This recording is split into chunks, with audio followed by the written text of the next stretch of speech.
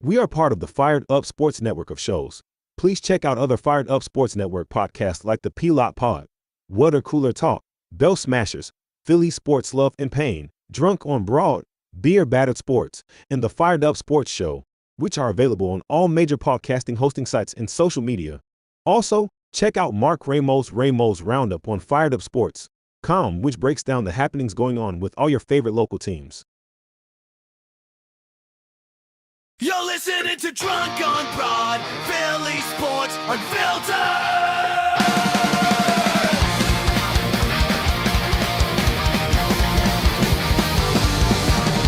From Broad Street down to the bank, we bleed red, green, black, blue, and gray. Racial classes, game day pride, Philly's hardware, drunk on the ride. ATL is flying high tonight, Sixers lights up, the sky's so bright. Flyers crash like thunder on the ice. Philly swinging, everything's nice. Union chanting, passion loud and raw. City of grit, we break every law. Down, drunk on broad. No, we don't sleep. City of champions, running deep.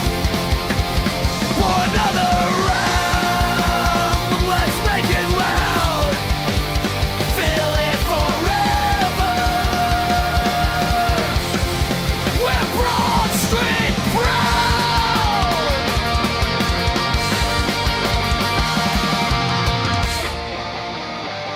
Drunk on Broad. Yeah, we're home. Drunk on Broad. Well, Mark, it's a good Sunday morning.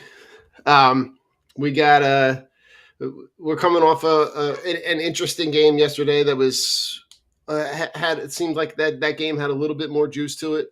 We'll talk a little post trade deadline kind of recap it and kind of dial that back as far as like seeing where we think this team is. But let's just start. Last night was I don't know about you, Mark. I had two TVs going I had the Flyers game on one. I had the World Baseball Classic, which ended up being an epic game back and forth. I went back and watched the condensed games of both just because I felt like I couldn't be dialed in with both of them.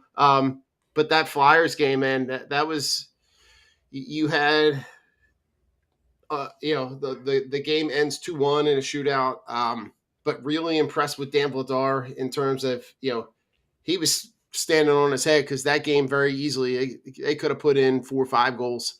And then, you got some offensive chances, but the goalie play on both sides, really impressive. Yeah. I actually saw last season, I covered the Flyers Blue Jackets a couple of times. And both those games, Jet Greaves played in those games for Columbus in goal. And I thought he was very, very good in those games. He was very good yesterday as well. And it's something. It's hard to, as we know, in the shootout, he was pretty impressive. Stop Michkov, Zegras, and Konechny, probably our three best offensive talents. To stop all three of them, especially Zegras, who's like historically, arguably, I think he's statistically the best shootout performer since it's been instituted. So that was a tough game, but that kid played very well. He's played well every time I've seen him play the Flyers. And it was unfortunate because the Flyers had that major power play, and microcosm of their issues, right? Like the power play's been a sore spot for them all year. We could talk about personnel, where guys were playing. That's been something, a point of contention, I think, all season for the best utilization of guys on the power play and stuff like that, and just couldn't find a way to score to finish one. And but it very much had, Talkin said prior to that game that this was very much a playoff game. Considering very much so, facing a spot, Columbus is ahead of them. That was a big game for Columbus as well. and just feels like a missed opportunity. Flyers playoff chances are on life support right now, even though they're not mathematically eliminated or anything like that. It's going to be quite an uphill battle here, and that was a game they really needed to have uh, to really to really start believing in the chance that they could get in. But Yeah. that was a tough game that way. But yeah, Vladar, the goaltending in particular was very, very good. Vladar's been doing it all year for the Flyers. I mean, Yeah. um, proven that he could be a starter. He's been a great teammate and things like that. The guys seem to really love him, and yeah, not his fault. No, the loss yesterday, you certainly cannot hang on him. And Mark, you bring up a lot of great points because it's like there are so many directions that this conversation could go in terms of what went wrong. Because we really thought that like the way that this season started, that there was glimpses of opportunities to be able to kind of take this in a direction that could at least put them in the conversation to play meaningful games around this time, like coming into the spring. And a lot of questionable stuff from the coaching staff in terms of right the way that the team is being managed, the way that the players are being paired together. Like it just it to me kind of unearthed more questions than I think I thought I was prepared to kind of experience because it's you kind of looked for them to while Mitchkov isn't the player that we thought he was going to be at this stage. Like I kind of thought that he was going to be a guy that really, that the game continues to mature. And the good thing is that he's young enough that can still happen. I think what we might be seeing with his regression is the pairings that he's not really paired with anybody that is really going to considerably elevate his play. And there was some off-season stuff coming into the season in terms of his, the training not being what they thought it might or could or should have been. But at this point, I mean, right, you're not alive, but I think life support is a very generous statement. Yeah. Because it's when you look at how they're playing right now, and then what they have left.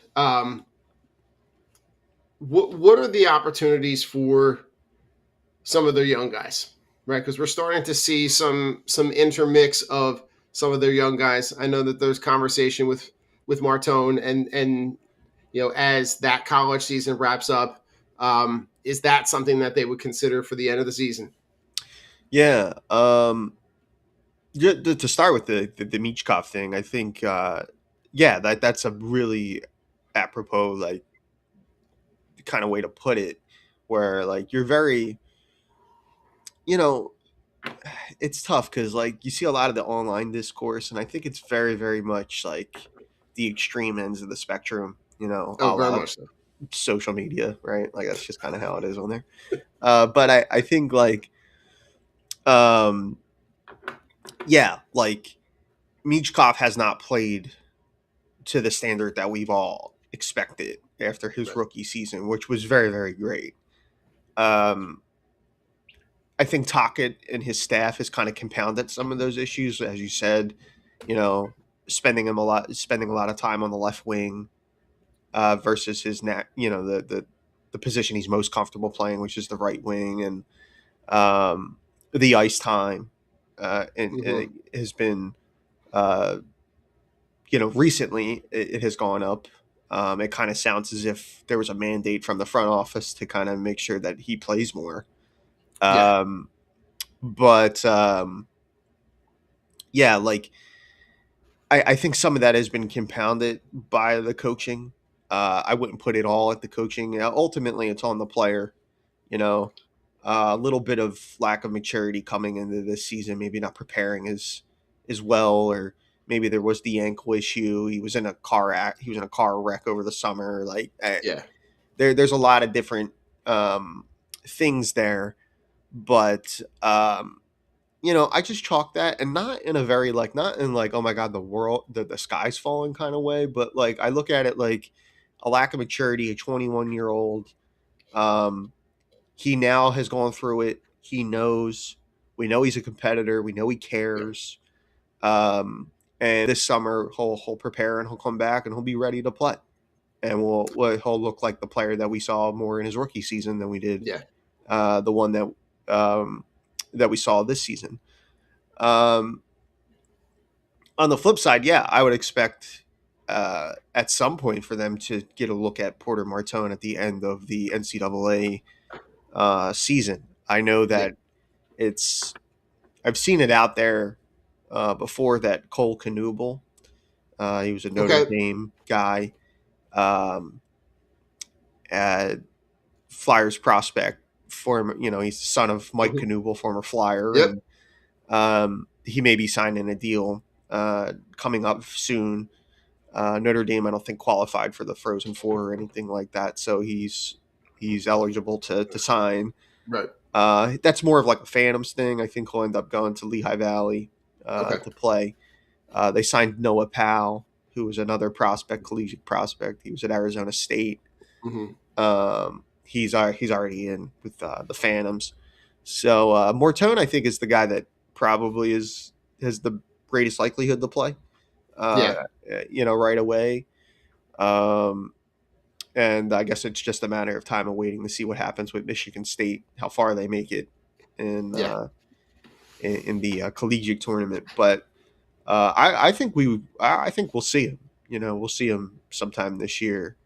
I don't know where he's going to play. We have That was going to be my next question. Where if and when they do decide to make that move, and I think it's either like, to me, you either kind of bring him along and allow him to get his feet wet, right, as a good kind of precursor to the off season, right? You get him in, you get him an opportunity to play.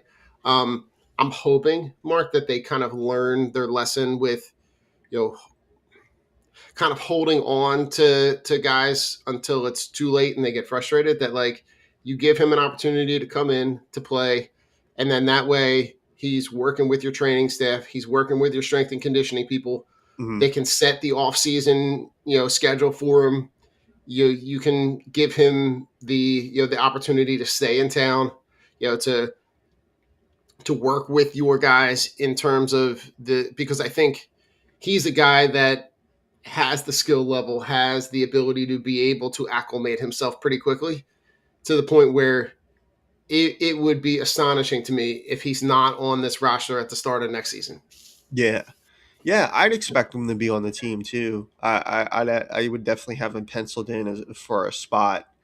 The thing with it, though, as we've kind of alluded to here, it's like this team has so many wingers Well, and such a dearth at center that it's like, yeah, it really is. It's yeah, like, yeah, and it's honestly it's part of the Michkov thing as well, where it's like I get what Talkit was saying about, I think Talkit likes Michkov he likes the way he has mhm, played on the left wing as opposed to the right wing. We can debate that 9 ways till Sunday about, you know, very uh, true. the right fit or not. But also some of it's out of like necessity because they have so many wingers that you have to just like make a decision and put Yeah, some guys, in places, and you already have an overabundance of guys. yeah, They traded Bobby Brink and at the trade deadline called up Alex Bump, and who's another winger, and you still have the same kind of issues. And yeah. so and in order to like make sure Porter Martone gets the proper care and ice time and attention that he needs next season, or even the end of this season, Hmm. uh, the Flyers are going to have to make some difficult decisions here, like whether summertime trades or whatever. Like I know that Yeah. uh, things are something has to give here. There's too many. You can't. There's only so many spots to go around.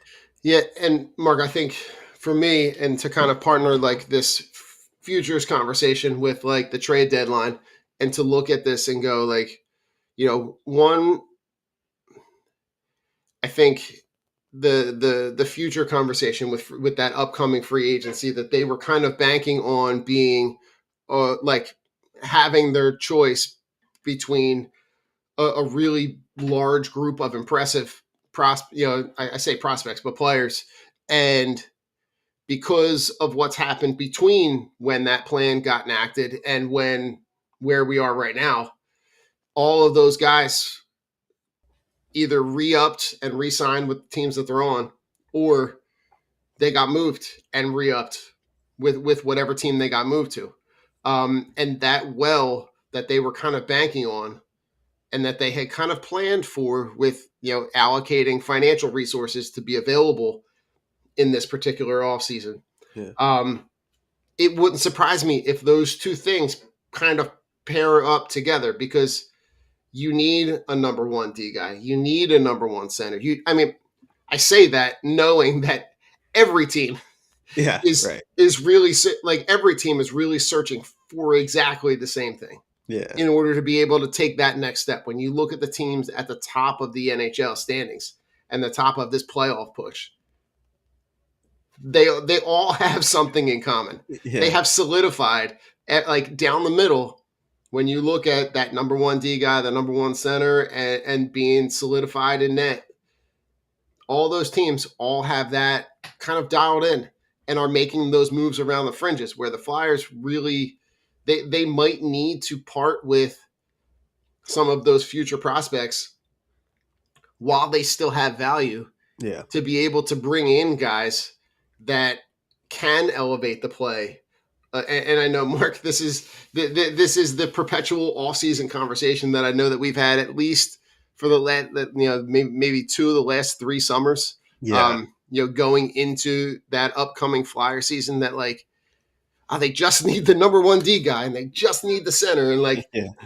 and thankfully, right, the goalie part, I would say that like with Vladar, you're kind of onto something. And I think with a better offensive team in front of him, that can only help him. Yeah. But I think your conversation about the idea of pairing those two things together, Yeah.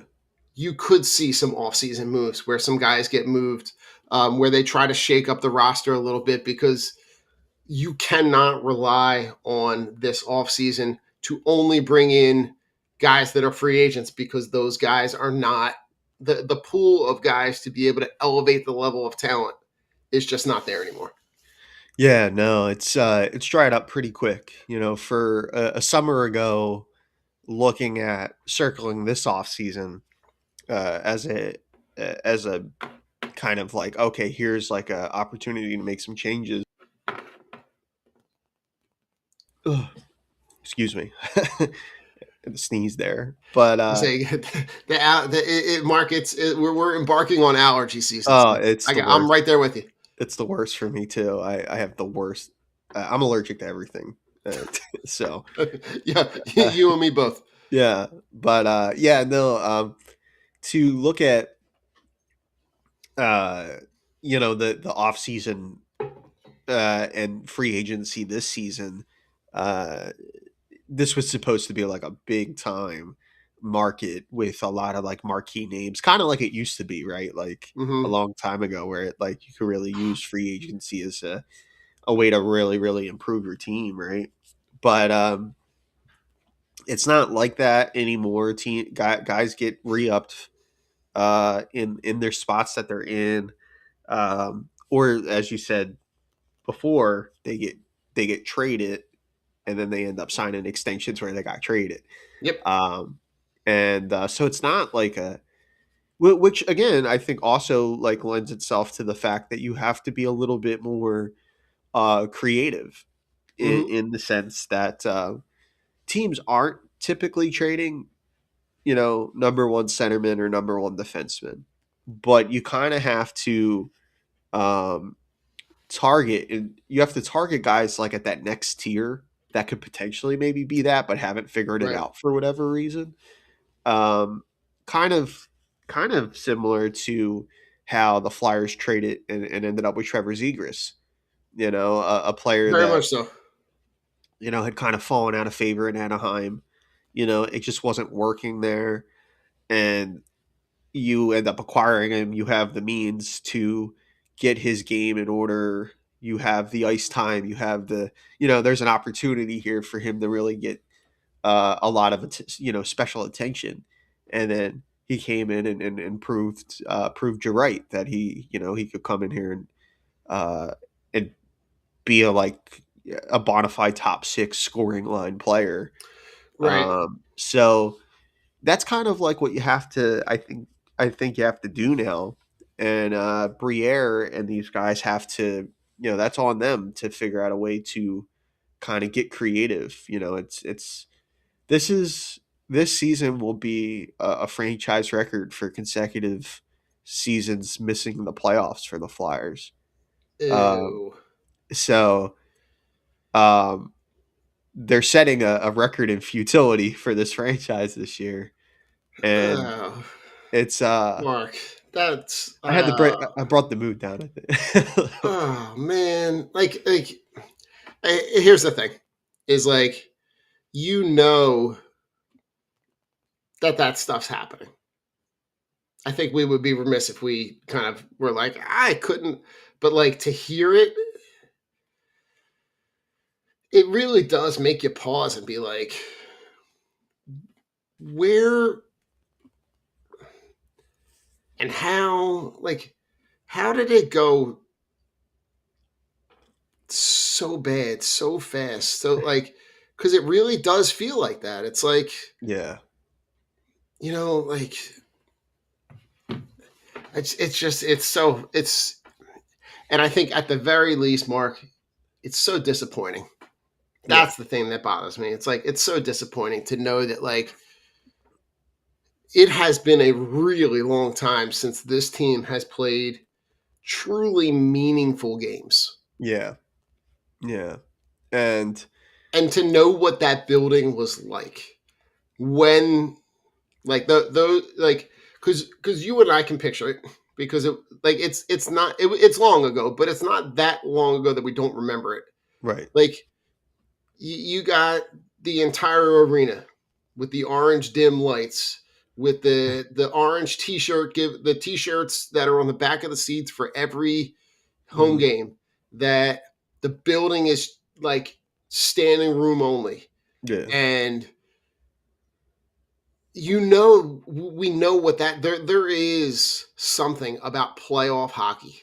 yeah, And to know that it has been so bad for so long that like I don't know. Mark, you yeah. kind of hit me in the feels. That like I I wasn't know. expecting to go there, but it's like, yo, oh God, wow. That's like well, listen, Mark, here I'm gonna try to bring it up just a little bit, Okay, but also kind of dig at the Flyers at the same time. okay. Last week at school, I'm digging through a closet, and I don't know if you can see behind me, but behind me are the two checks Oh yeah, from when I won the Teacher of the Year. yeah, And there was grant money that went back to school. We've done some really great projects, but Mark, I would argue, do I have the two biggest wins in the last decade for the Flyers? you may. That might All be right, the. like listen, I know that I'm talking out, I know, but like, oh God, it's just like that part of the conversation is just like, whew, Yeah, and I really do think that they have the leadership in place to be able to turn it around. I think that Jonesy and Briere have the right idea in terms of like what they want to do to get there, yeah, and how they can get there. But they're going to need to spend the off. I would argue, Mark, they should probably spend the offseason with Howie Roseman. Yeah. And just I don't know how you can have that guy in this city and not want to pick his brain, Yeah. because Yeah. the way that he manipulates the cap, the number, the like you've seen it with some offseason deals. You've seen it with the way that they're manipulating player contracts, with moves, with Yeah. adding years on, taking years off. Like, and I know they're different sports and I know they're working with different parameters, but like, you have to be able to you're going to have to be super creative to be able to turn this thing around. Yeah. Yeah, definitely. Um, and that's kind of where I think it's at, right? Like, Mm-hmm. where I like the idea, um, generally, I mentioned the Bobby Brink trade at the trade deadline a second ago, and Mm-hmm. they get David Urasek in that deal. David Urasek was a lottery pick Yeah. defenseman, and has been traded twice. There's been a lot of like, I think Minnesota's in a different place right now, Mm-hmm. where like, again, kind of like a Zegras thing where, this happens in sports all the time, but I think like when teams are in rebuilds, they just run out of space to develop everybody. It's like Yeah. so they have to start parting with assets. Like when you get to that point, it's just like you just don't have the developmental time. Um, and then like once it kind of emerges that you have like a couple of guys that you're going to build your franchise around, then you have to start moving other pieces around that. Mm-hmm. And uh, I think that's kind of similarly what like Minnesota's looks like a bona fide cup contender with the Quinn Hughes trade, and all that team looks very Mm-hmm. good. Um, and their defense has a couple young defenders that are already like that kind of like jumped ahead of Urasek in terms of developmental. So he was kind of locked away in you know in that kind of fringe role, but I think there's still a lot there, and there's an opportunity now with the Flyers where there's like a lot more of a defined plan for him, right? Like he's going to play in Lehigh Valley, then there's going to be opportunity for him Yeah. to make the team next season, and he has really legitimate skills. His flaws are very real, but I don't think they're Yeah. anything that you can't work on with off-season training or a skating coach or something like that. Um, so kind of like reclamation project type of things where like the Yeah. Flyers are taking these guys, Zegras and Urasek being more of an example than Zegras, because I think Trevor had proven early in his career that he could play at that level. That you're kind of looking at like reclamation projects and trying to mold those guys. It worked with maybe a better example of that because they play similar positions. Look at the season Jamie Drysdale's had. He's really kind of Yeah. emerged For sure. this season. He's a big time positive, I think. Looking at the Flyers coming into this year, his game's really kind of progressed nicely. He's a legitimately good defender. Um, and maybe there's an opportunity there to bring Urasek along in the same kind of way, and then like you're getting, maybe it's not you're maybe not making quantum leaps, but you're kind of like you're But there's a improving steady climb. steady climb, yes. So uh, I think they're going to have to do that to find another centerman. Zegras is getting more time at center, but I think they're going to need one more. Uh, and hopefully a guy that has top six potential, and they're going to have to try to do it that way. Yeah. I mean, listen, Mark. I mean, the measurables are good, and they're not like they don't jump off the table, but they're good, right? Like you're talking about a guy who's 6'4", who's 200 plus pounds, right? Who's a right shot defenseman. Like he's a guy that, all things considered, if it pans out, he's going to help you elevate the back level. Now, right? Like is he a guy that will end up being a number one defenseman? I don't know. Right. But I think the mindset, right, because you're not going to have the opportunity to be able to take, um, to take big swings to bring in that guy, you're going to have to take chances on these guys in the hopes that that one they pan out to the highest positive that you could have thought, or that they end up better than what you thought they could be. Because you're right, like him being able to to come to play in Lehigh Valley, to be able to use that as a springboard. And Mark, same thing that we talked about with Mitchkov, 22. Yeah, very young, He's young, so especially you for a can see, defenseman. right? So like, I like the there really wasn't a move. The only move that I didn't like from the trade deadline, Mark, was the moves that they didn't make. Yeah, sure. Like to be able to bring in, to be able to move Ristolainen out and be able to bring assets back in. To me, like the fact that they had a high asking price, I wasn't shocked about, but like to me, that's the kind of thing where like you hold on until the 11th hour, and you take what you think is the best possible deal. Because to hold on to him seems like it seems like it's a miss on adding assets that could elevate that play down the line.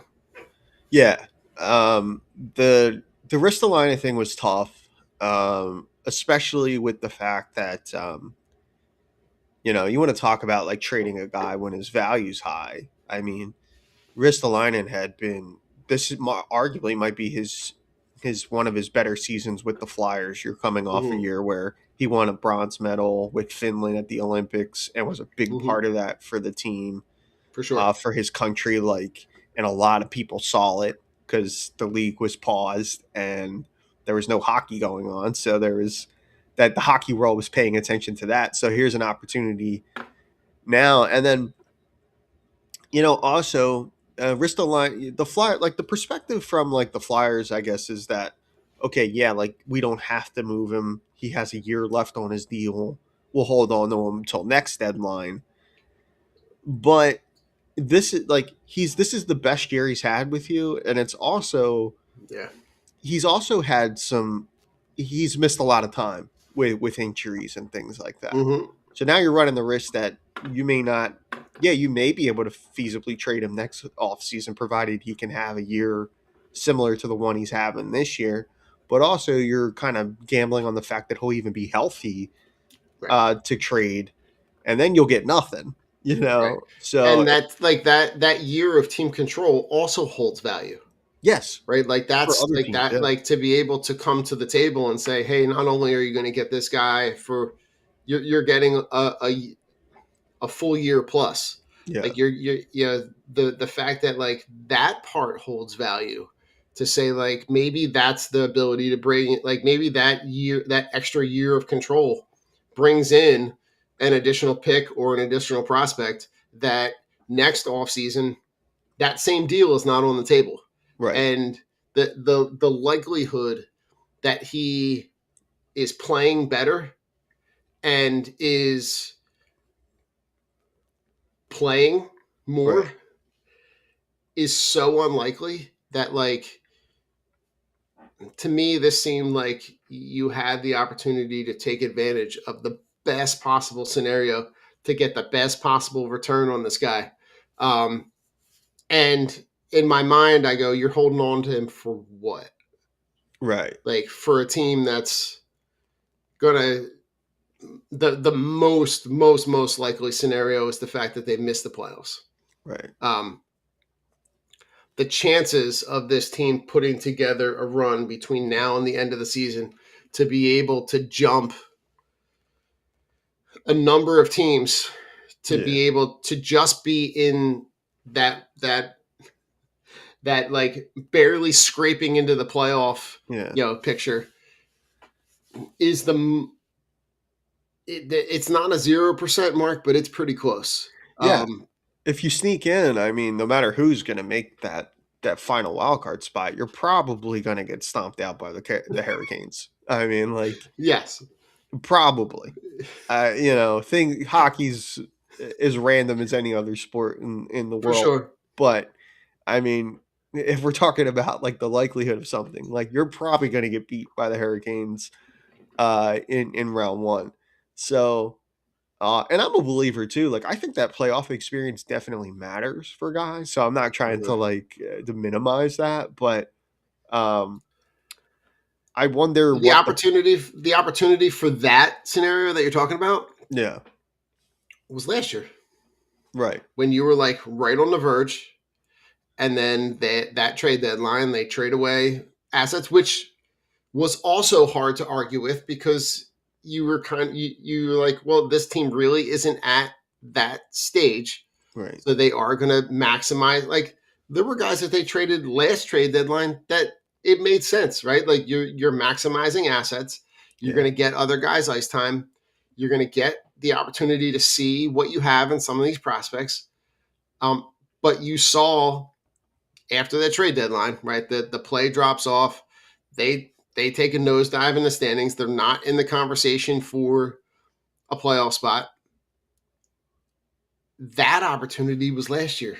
yeah, And I was kind of I feel like last trade deadline you could have argued both ways that like could they could have made some moves that would have given them a better shot to get into the playoffs and get some of these guys playoff experience, which I think you're at the stage with this team that like you need the younger guys on this roster to get a taste of that. yeah, yeah, and you know, hopefully that's coming soon, if not this year. Because I definitely think that's real. I definitely think that Mm-hmm. that's something that is beneficial for players and stuff. But yeah, like this was a tough. The wrist aligning thing was tough as Mm-hmm. far as like, you know, what exactly too. What was the rumored ask? You know, from the Flyers. Mm-hmm. Because defensemen, there were guys getting moved. It wasn't like, Oh, for you sure. know, it wasn't like a holding pattern or anything like that. So, you know, what was were the Flyers completely unreasonable in their ask for Ristolainen? Um, oh, we'll get it next year. I don't know. You know, that's you're playing a game of chicken there with the league in Oh, you situations absolutely like are. that. And like you said, whether it's to gain assets that are future assets that you can then turn around and either use at the draft or flip in another deal that gets you something that you Yep. need. Um, I like Rasmus Ristolainen as a player. I think his game's really. I look back at the John Tortorella years, Mm-hmm. and that was one of the few positives I think that came from towards his time here was his job. His staff did with Ristolainen, kind of breaking his game down and building it back up. I think they did a really nice job with that and deserve some credit there. So Ristolainen's really kind of settled in as as definitely a top 4D in the league. Oh yeah. Um, and definitely the type of player too. Ristolainen's never played in the playoffs, and Wow. he seems tailor made for that, like the physicality and stuff like that. The way he likes to throw his weight around out there, he feels like he'd be a menace in the playoffs. Um, Yeah, I would think so. so um, yeah, it stinks that he, you know, for the player in particular, that he didn't get the opportunity to do that. So we'll have to wait and see how that plays out. Maybe there's a summertime thing. You know, teams get desperate after the playoffs Yeah. Yeah, I think you play out. you could see a scenario with a team that is in the playoffs that gets bounced earlier than they thought that like is like all right, he's the guy that could, put us over the edge, right? Right. And that, and maybe if a team gets desperate enough that's an advantage for the Flyers, right? That Yeah. they can Right. say like, okay, we know that you really need him, got it, but it's going to cost you more. Yeah. Yeah. So and the hard part is, Marcus, that we don't know what deals were on the table. It's hard Right. to know. It's hard to kind of gauge what they'd be looking for if we don't know exactly what is what was offered for him. Right. Yeah. So listen, before we wrap it up, like we've got 6 weeks left in the season, right? Yeah. They're going to wrap the season in the middle of April. What are you looking for from this team in the last 6 weeks with the handful of games they got left, right? They're going to go out on the West Coast this week and play at Anaheim, at LA, at San Jose, Yeah. before you come back and play Columbus at home again. Yeah. I'm expecting this to kind of be like a we'll shed more light on the developmental aspect of things. The Flyers called up Alex Bump recently, and he's played pretty well. He scored a goal yesterday, his second NHL goal, and he seems like a player like that. The Flyers are very, very. The Flyers really like. His So, family's great.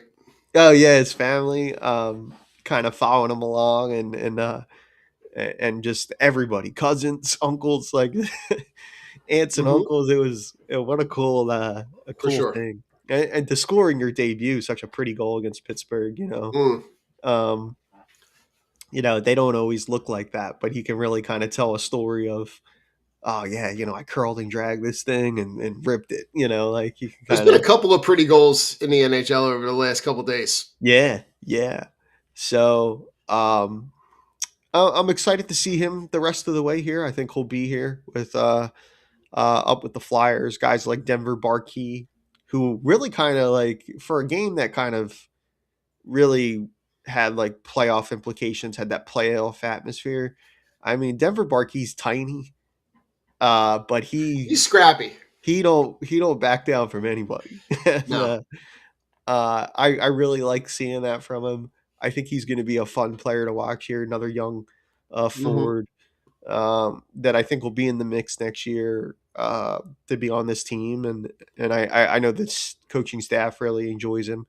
And we'll see how Mitch Koff finishes up the year. It is important to see how he finishes up the year, and so really kind of about the young guys. Jamie Drysdale, I mentioned him and his Mm-hmm. progression.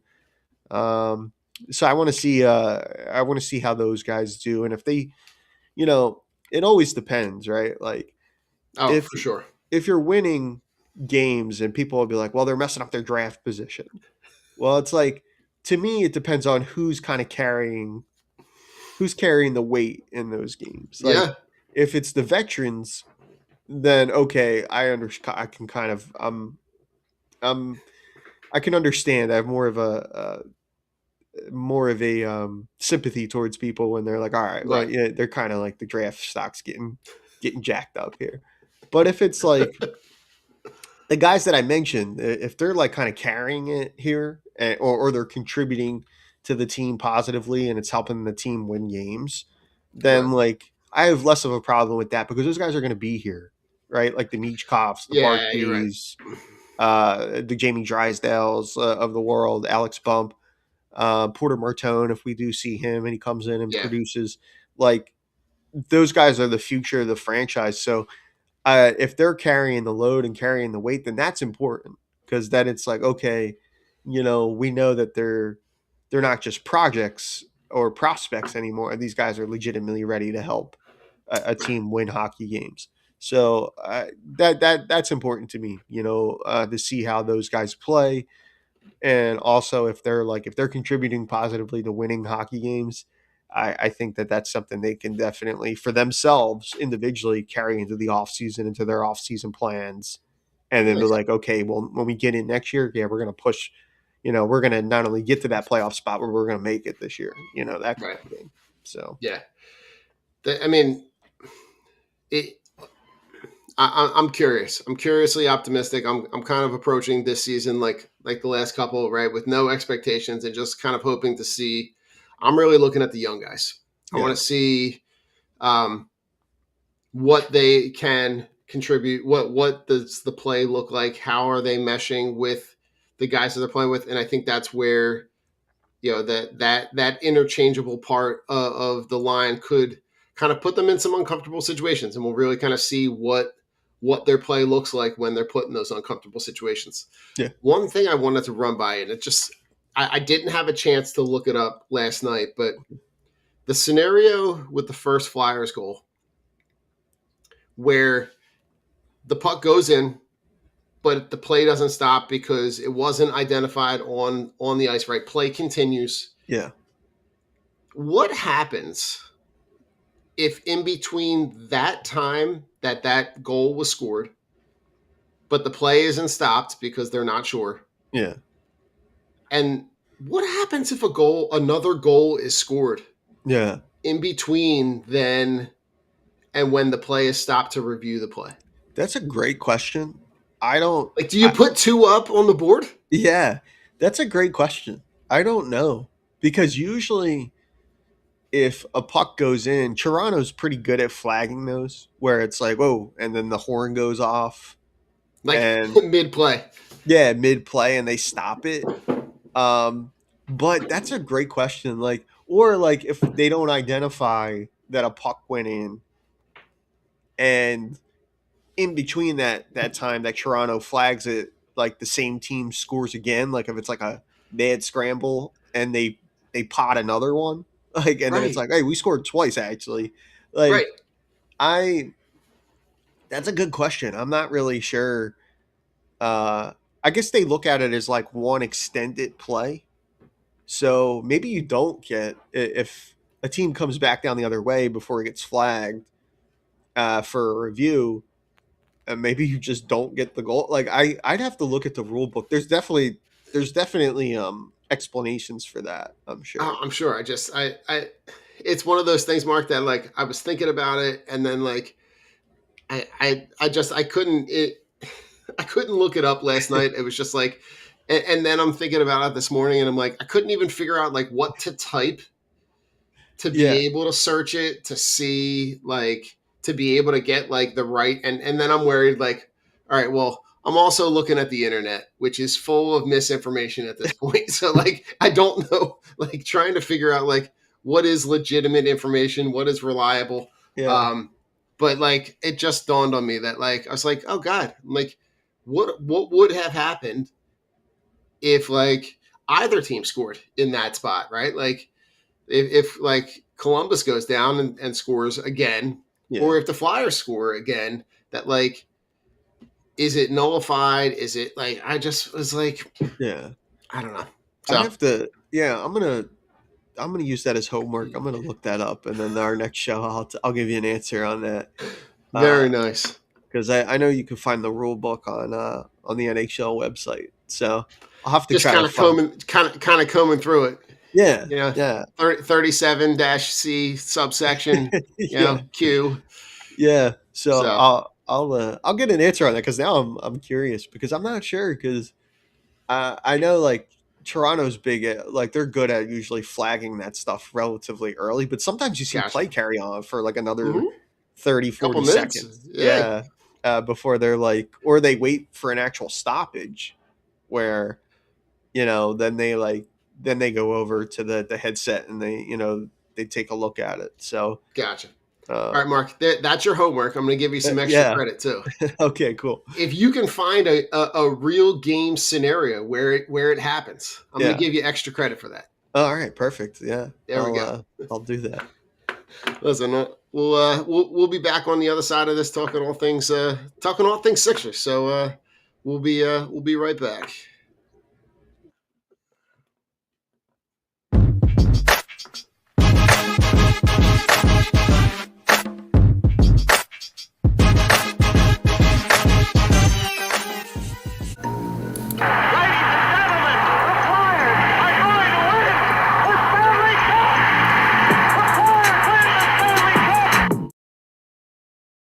We are part of the Fired Up Sports Network of shows. Please check out other Fired Up Sports Network podcasts like the P-Lot Pod, Water Cooler Talk, Bell Smashers, Philly Sports Love and Pain, Drunk on Broad, Beer Battered Sports, and the Fired Up Sports Show, which are available on all major podcasting hosting sites and social media. Also, check out Mark Ramos' Roundup on firedupsports.com, which breaks down the happenings going on with all your favorite local teams. You're listening to Drunk on Broad, Philly Sports Unfiltered!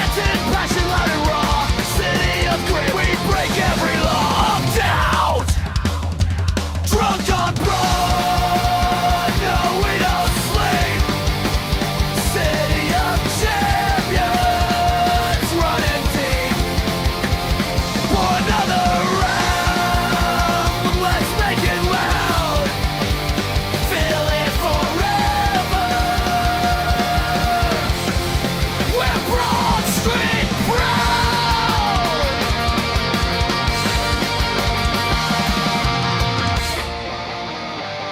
Drunk abroad, yeah, we're home.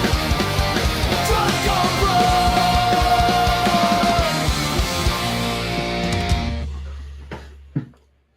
Well, Mark, we're in the midst of trying to figure out how to talk about the walking wounded in this Sixers team. It's a mashup of guys that are available, guys that aren't injured. It's and yet we're still talking about them being in the playoffs, and still talking about them being in the midst of the conversation for what could end up landing them in the playoffs, which seems like a preposterous idea for them to even be in the conversation, considering how they're playing. It's not a fun product to watch. It's a disappointing season to say the least. Right, they're sitting at this point ninth in the East at 36-31. Yeah. Mark, I don't want them to play anybody anymore. I don't. I want them to I'm in full tank mode. I like put everybody on ice. They're like Literally put them because on. literally like get everybody their own personal ice bath. Like they're to me at the ninth seed. Your best option is what? Yeah. Like getting your doors blown off by the Celtics or the Pistons or the Knicks or the Cavs. Like that's what's going to happen. This team as currently constructed, and like the idea that like, oh well, you're going to get Paul George back after this, and you got Maxey that's going to be out for 3 weeks, and you've got Embiid who's inconsistently available to the point where it becomes just frustrating. Like the injury report the other day was like laughable. Yeah. Yeah. It's yeah, I look at yesterday's game against Brooklyn, and Brooklyn don't even, they're 17-50, I think they are right now. Mm-hmm. Like Yep. crazy futile, like just crazy futility here. Yeah. Sixers are down, right? Like pretty much an entire starting lineup for this game. Yeah. But still, right? Like they have like, I would imagine, a lot more NBA caliber players than the Nets. Mm-hmm. And it looks like they're gonna cruise, and then like it's still, even though like they're missing a lot of key guys, it's like they're still having these issues where like that have persisted all year long, no matter who's been in and out of the lineup. It's Mm-hmm. like they blow a 28-point lead to like the 17-50 Nets in this game, Mm-hmm. and you know, like just like it, the we talk about like level of play and stuff like that. I mean, I I've been a part of better pickup games, Ah! So, than Mark, you're talking about a team this year that has lost 3 home games by 40 plus points yeah, in the same season. right. That's And that has never happened in NBA history at all. yeah, And see when that. we wrap this conversation, we are going to go to the Oklahoma City Thunder section of the show, where we can wax poetically on the acquisition of Jared McCain, to the point where not only is Jared McCain playing meaningful minutes, but he is on the court at the end of the game in the most meaningful minutes. Yeah, yeah, and it's an indictment of really of our coaching staff and our Mm-hmm. that we couldn't find these minutes for a young Yeah. player like this, and here's a team with quite a bit more talent and they're able to Yep. find steady minutes for Jared, and he's actually played well in those minutes. And yeah, it's crazy because you know I guess I guess this has happened where I guess I've talked myself into it in the past, but Mm-hmm. the summertime, late summer going into this season. I mean, I remember on this show being like, "Hey, I'm excited. Like, I think that there's a chance," and Yeah. and then here we are. And it's just like everything that's happened in the past has happened again, right? Like, Yeah. um, not that I anticipated Paul George, Getting yeah, suspended, right? Like. yeah, getting suspended or anything like that, but you know, Joel looked like himself before the injuries again, and Mm-hmm. um, they've had Kelly's missed time, Maxi now having the finger injury, which really threw a monkey wrench into a lot of things. Mm-hmm. Not only was he a really important part of what they were doing and having a banner season, but you know um, may even have gotten MVP consideration, and then now he's out for you know for times, and really it's just kind of like we're kind of playing through Quentin Grimes and VJ Edgecombe, you Mm-hmm. know. And VJ, who's right, we've talked so much great things about him, right? He comes off, if I'm kind of searching for positives coming out of that Nets game, Yeah, you for know, sure. it's like he had a rough outing against Detroit. I think that game was Thursday. Really didn't shoot the ball well, and he looked a lot better. He bounced back nicely, I thought, in this game, Mm-hmm. and was a part of this team hanging on here to Yeah. not really have like this embarrassing loss hang over them, But Yeah. yeah, Justin Edwards as well. Like, I mean, which I have to say too about Justin Edwards. For some reason, I don't know if it's because we've been talking about him a lot the last couple seasons and all. Right. I would turn around if someone was like, "Oh yeah, Justin Edwards is like 26, going on 27 years old." I would not bat an eye. He's still 22 years old. Like, and I feel He like, really does look old. yeah, and it's like, but I'm just like, I feel like he's been in the league, and he really had. Maybe Yeah. it's just because things have been so rough here. It feels like he's been playing for longer than I he mean, has. Mark, not for nothing, but these last couple Sixers seasons have felt like it might have aged us 3 or 4 years every time Yeah, we're watching these things. So it's probably not, it's not a huge stretch. And Mark, not to throw salt on the wound, but like um, since February of 2024, I don't know if you saw this stat. Do you know that Ben Simmons has played more games than Joel Embiid?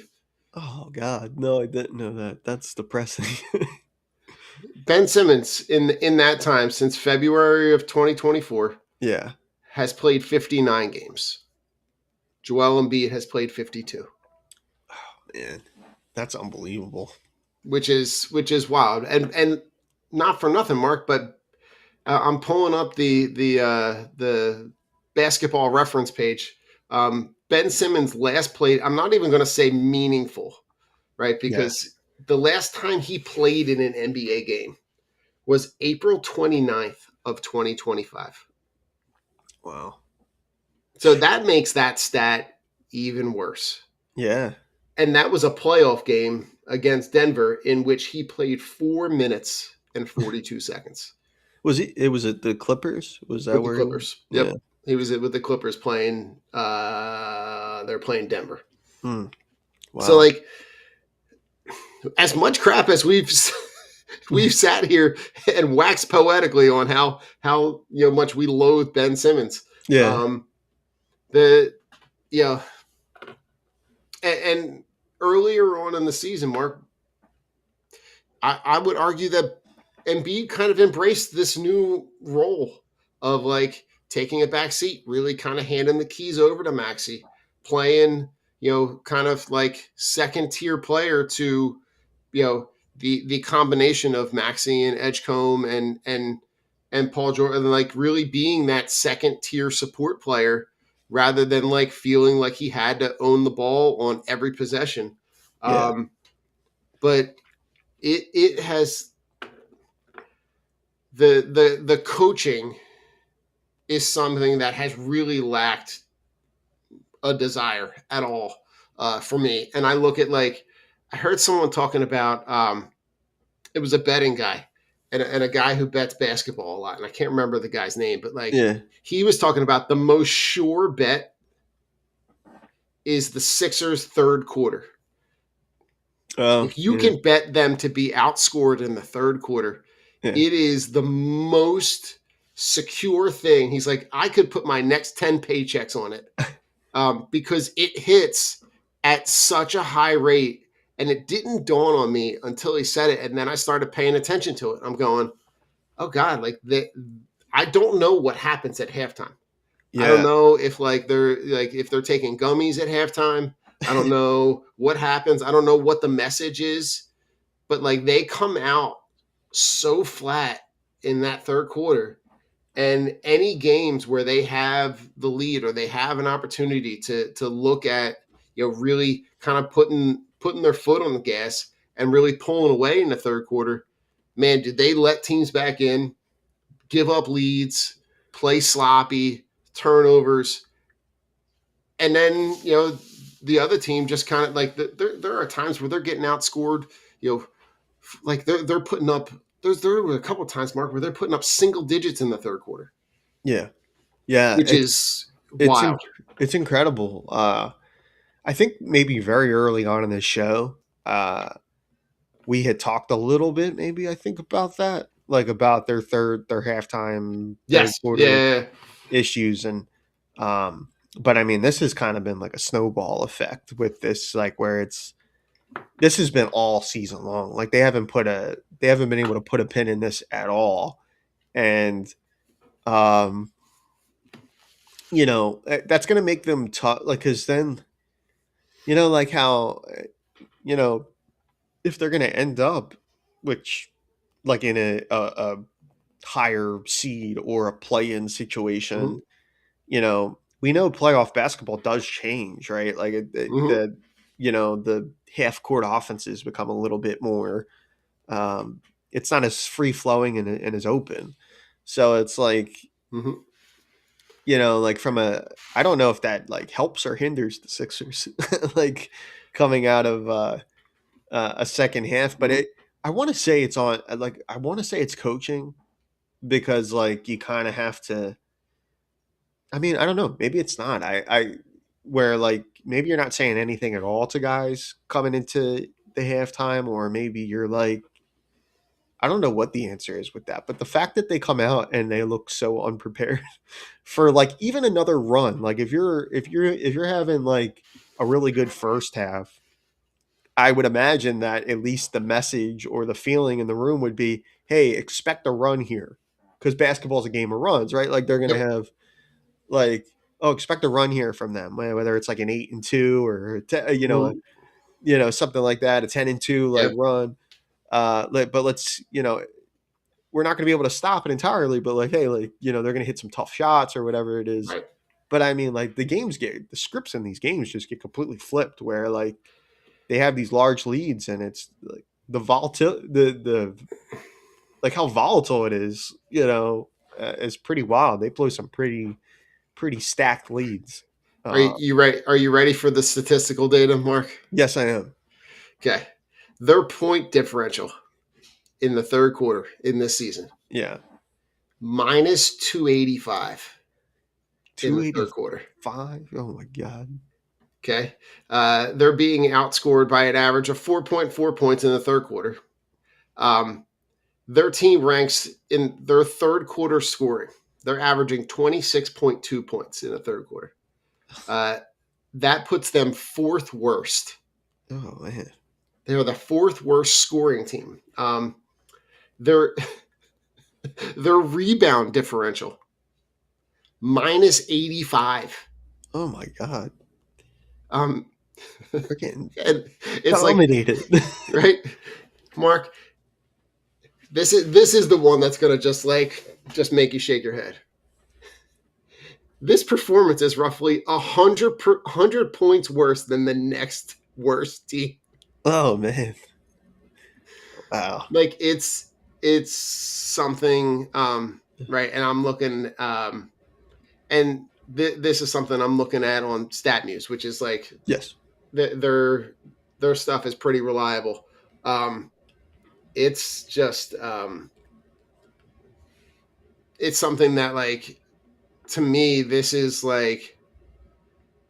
coaching, right? Yes. This is you're really have a very significant lack of preparation for coming out in the third quarter out of halftime when you have a chance to readjust, reassess, and see. This is like those mid-game adjustments that, like, you look for teams to see so that they can take advantage of what are we doing well, what are they not doing well, how can we take advantage of it. And it's like it's almost like they just like say like, nah, we're good. Yeah. Yeah. I mean, those numbers are pretty Pretty damning, right? pretty damning. The numbers are the numbers. They're pretty.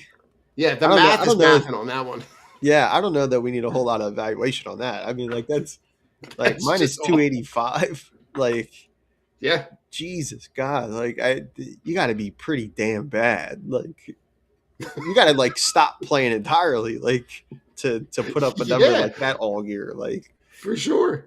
you know, It's that part is like, it's the part that just makes me shake my head and go like, all right, like, what are we doing? How does Nick Nurse still have a job?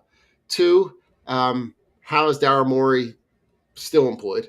yeah, Um, what do they have on the front office that we don't know about? Because there would be no other reason, because you have mismanaged assets, which is going to lead us right into this conversation with Jared McCain. yeah, The fact that you identified him as a way to, quote, alleviate, to give you salary relief, because you didn't want to be over that, you didn't want to go over that threshold, and that was a player that you said we can, quote, maximize assets. And not only does he get moved, but he gets moved to the team with the best record in the NBA. And we've said it before on the Oklahoma City sections of of this show, yeah, um, because it's kind of hard not to talk about the team that is, one, has built an incredible team on the court, but also is doing an incredible job at maximizing the assets and manipulating how they're using the assets off the court, in the front office. Sam Presti picks up the phone and says, "We want Jared McCain, and we're going to give you picks." And you're like, you know what? You're onto something. I'll take it. yeah, And when you look at, and these stats I'm looking at were from, this is from the beginning of March, but like at the time, with in Philly, averaging 6.5 points, in Oklahoma City, averaging 12.5. yeah, Right?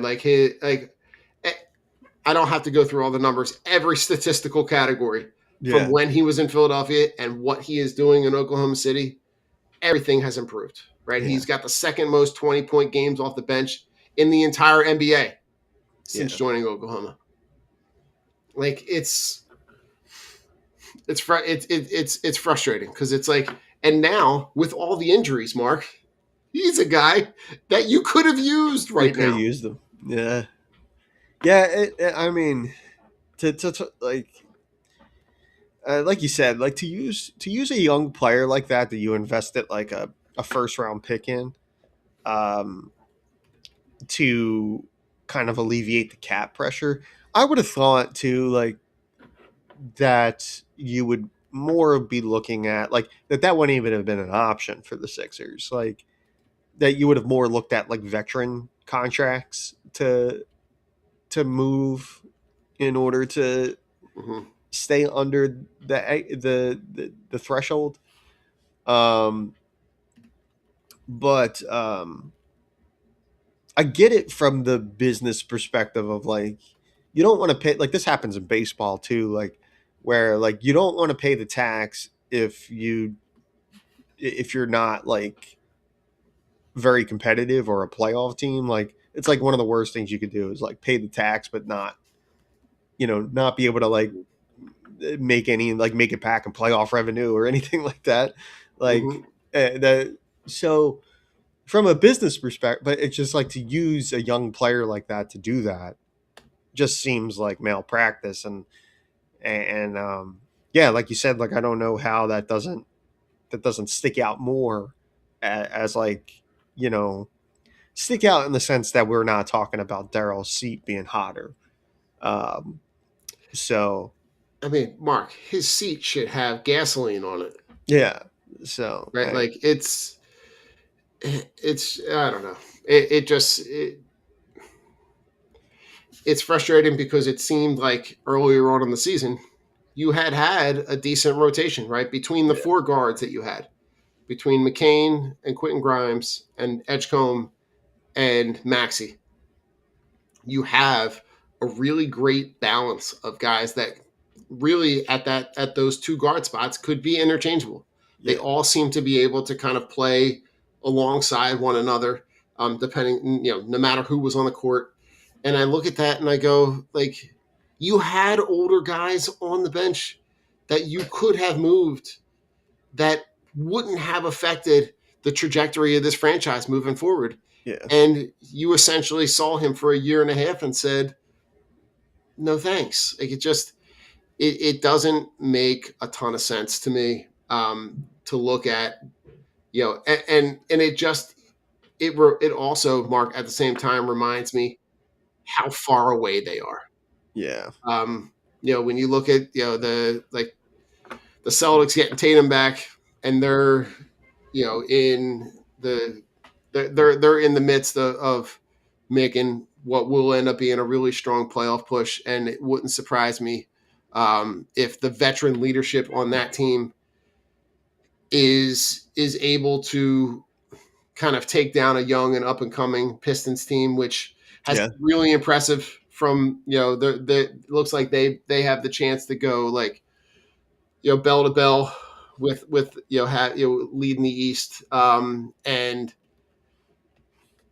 you do have, you've got the Knicks that are right there in the mix, but the Celtics getting Tatum back is really going to change the entire dynamic of the East. yeah, yeah, definitely. Yeah, and then you got teams like in that mix that I think are still really decent teams. Like we had talked at the beginning of the season about like the Magic, Mm-hmm. and In they were kind of Orlando. like a trendy kind of like pick to get their like to take the next step. Mm-hmm. The first Sure. half of the season, it didn't necessarily look like that, but I mean, they're 10 games over 500 right now. Yep. They're in the fifth seed. They would draw a pretty good Cleveland team in round one, but Mm-hmm. still, like I mean, that looked they're 8-2 in their last 10. So, um, Yeah, yeah, 7 in a row. 7 in a row. So I mean, like, yeah, I mean, like for the top five, it's kind of like locked in. So even if you're the Sixers, I mean, I guess feasibly you could end up like in that 6 or 7 spot, but then you're drawing the Knicks in round one, and they haven't had much success against New York. Mm-hmm. Um, so and that's absolute best case scenario, provided they are able Right. to, you know, uh, Mm-hmm. play better than they've played. I also said at the beginning of the year, I don't know if you remember this, that one of the teams that I was looking at as like a potential like team to kind of like make some noise or whatever was Charlotte, and They're playing well as of late, Mark. they've been playing well lately, and it kind of feels Seven like and three in their last 10. Like they're yeah, and Conkin Nipple's been he's been a lot better than I thought. Like I wasn't much better. expecting him, to be in that mix like that. But it's so weird because they went from like, people were like, Charlotte's definitely going to trade LaMelo Ball to now like he's like back to doing like all the things that like Yeah. LaMelo Ball has done in the past, but Mm-hmm. he's on a better team now, Right. So it's funny how that's kind of worked out, but they've been playing really well lately, Charlotte, and they're kind of coming on here. So maybe they leapfrog and get themselves into better position. For sure. Um, Yeah, the Mark. Hawks. They're Yeah. another team with Kuminga, adding Kuminga now, and Yeah. Yeah. You're not so wrong. like even the teams in that spot, it kind of feels like even to me, it feels like they're in a better spot than we are. Oh, Even 100%. though our records are all kind of similar, it's Yeah. I mean, you've got between the 5 and the 10 seed, you've got teams that are between 34 and 38 wins. yeah, But here's the thing, Mark, is that like in order for the Sixers to be able to put themselves in a position to not make the playoffs and be in the lottery, they're going to have to get to the 11 seed. yeah, And right now they don't they would need the Bucks to start winning games more than they would start to need to lose lose, games. yeah. Because the Sixers are 36 and 31 and the Bucks are 27 and 39. You want to talk about a team too, like you want to talk about box trades and stuff like that. How do you not get the Giannis thing done, like in the position you're in? Um, maybe Yeah, that's going to be tabled for the summer. I don't off know, season. but it didn't sound like after that like he was going anywhere. So Yeah. And it's interesting to see that like to see the Pacers at the bottom at yeah, 15 and 52 after being in the finals, yep, and to see how much that Halliburton injury really affected their ability to be able to be competitive yeah, at all. at all. Um, the Wizards essentially swapped rosters with the Mavs, which I know we talked about, which is like Yeah, absolutely bonkers. But like you're in a position now where like I don't think even if you wanted to tank, it's almost too late. yeah, Like you don't have enough games left. Even if you were to lose every game, you would yeah, need the Bucks to lose, or you need the Bucks to start winning games, which they are not. yeah, So like you're kind of in this no-win situation. You're going to end up in one of those 4 play-in games. And my only hope is that if I remember correctly, if if they don't make it into like that final 8, yeah. they're in the lottery. So my only hope is like Right. if they end up as like the 9, like in that 9-10 matchup and lose, which would automatically put them out, Yeah. you at least give yourself the chance to hold on, because I think they hold on to their pick if it's in the top 4. Right. And it's like you're at least giving yourself that whatever it is 7, 8, 9% chance Yeah. The that like chance. you hold on to that pick.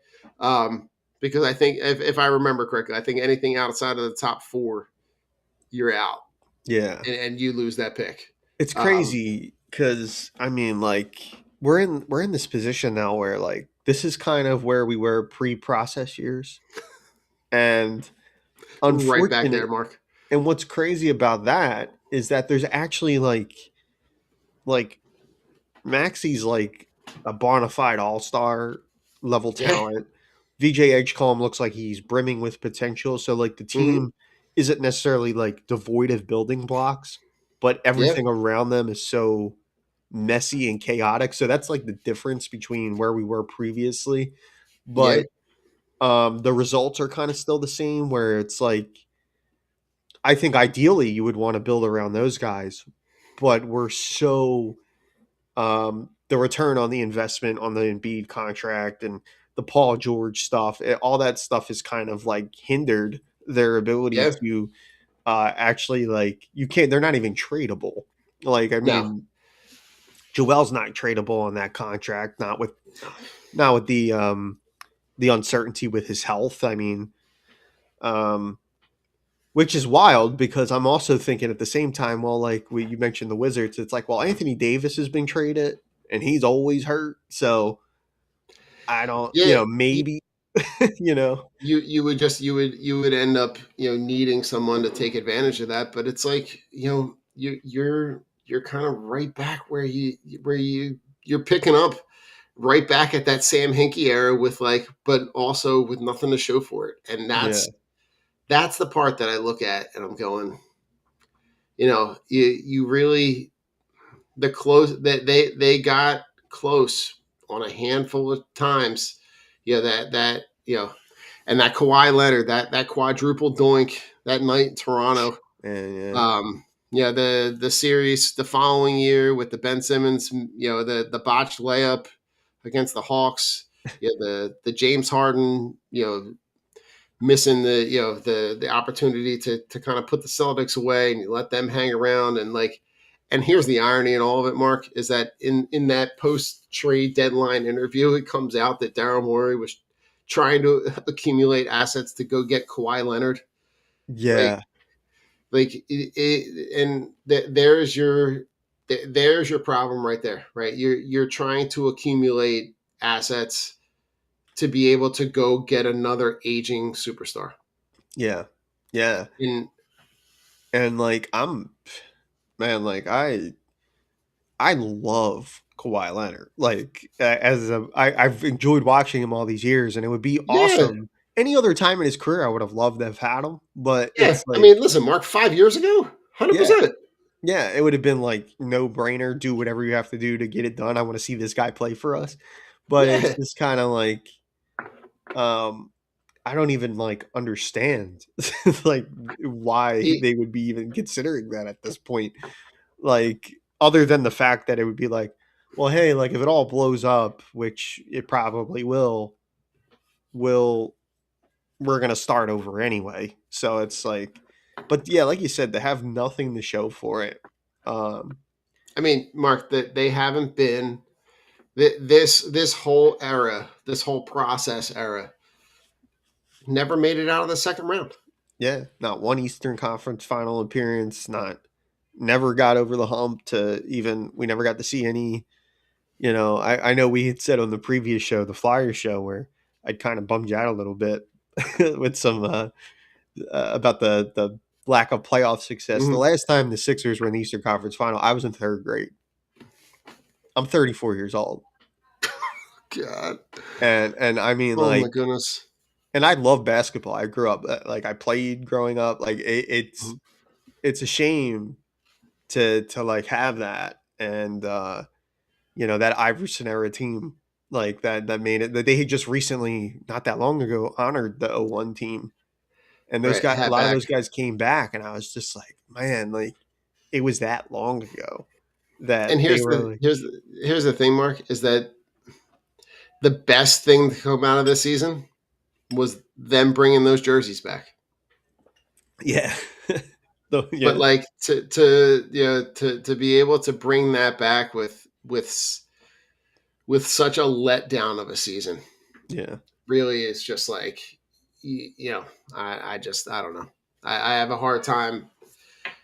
I have a hard time with this because it's like this is the team that like you want there is nothing better than that summertime down in South Philadelphia with the way that the stadiums are configured all together, yeah, where you're literally just alternating days, right? You got the Phillies, you got the Sixers playoffs, you got the Flyers playoffs. Like you've got meaningful things happening, and we've had moments in time where all of those things kind of all congregate together, yes, um, and but it really has all of it has really just kind of fell flat. And so talk to me about before we jump out of here. Talk to sure. me about you know not that there really is, but what are some things to look at between now and the end of the season, if there is anything? Yeah, I know. I think uh, with all that stuff. I mean, like VJ Edgecombe has become such a like great Yeah, asset. Like he's become such a like valuable player for this team. I feel very good knowing that he's here. He has we talked over the summer last year about like having guys with the right makeup, like the right mental makeup. That's VJ yeah. Edgecombe in a nutshell. Hmm. Like, he wants to be great. He views the Sixers as his like like this is, hey, I'm going to give this everything I got for this Yeah. franchise. And the fact that him and Maxi have gotten tight like they have, I still view Yeah. them as like the backbone of this. I think the way things have played out with everybody has been unfair to them. Nothing they've done in particular. Um, they've both been very, very good this year. I would like, in the most positive of scenarios, to have them be the guys, that are like a part of Yeah. that when the Sixers, like, whenever that opportunity comes where we get some summertime basketball and they're deep in the playoffs. I would love for those guys to be the guys that are help leading the way. But Right. um, it's like there's so much like rough situations around them, like on Yeah. this roster where the roster configuration's weird. The coaching staff's not getting enough out of the guys that we do have, and it's and some of the guys that we would think could help them get there, they never play because they're hurt. They're Yeah. on these big inflated contracts and they never play. One of them suspended. It's it's just like not to let that opportunity go by on how how For sure. that played out. Um, so it's unfortunate, but I mean, like, I think Maxi will get back eventually. I think he should be back at least for the end of the regular season, but it's Yeah. mostly right now it's mostly VJ and Quentin Grimes. Yeah. So Well, um, listen, Mark, there's certainly not going to be anything getting in the way of them putting up buckets because yeah, so if I know if I've watched Quentin Grimes enough, there's not a shot that he's met that he did not like. So yeah, go he'll, go go get yours, King. I don't think there's Mark. I think that's a perfect way to end it, right? That they just oh God, listen. I mean, go summer, go spring. It's Yeah, the weather. We had a little taste of that warm weather. It's a little chilly out there. We might see. If I saw the weather correctly, we might see a little wintry mix this week, which oh is man, crazy. But listen, spring is on the way. So yeah, listen, we'll reconvene. We'll kind of I'm sure at some point we'll have to, we'll touch base. We'll try to wrap these seasons up and yes. but go spring.